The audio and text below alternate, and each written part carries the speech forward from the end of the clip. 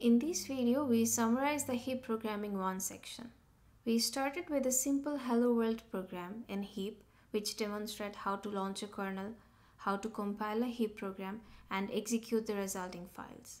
From there, we have discussed about the concept of parallel programming with heap by exploring topics like threads, thread hierarchy, grids, blocks, and thread indexing.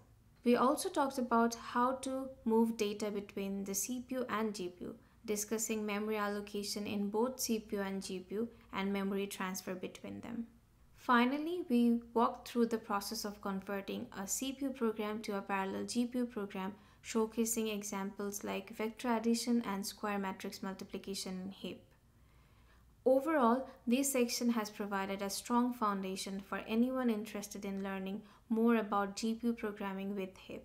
The assignment for Unit 3 is to calculate pi using the Monte Carlo method but using heap as the implementation method. The audience need to use the concept of threads, blocks, and grids and measure the performance. Also compare the performance with the CPU implementation and explain the results. In the upcoming section, we will discuss more about heap programming and explore additional concepts that will further enhance your understanding of heap programming.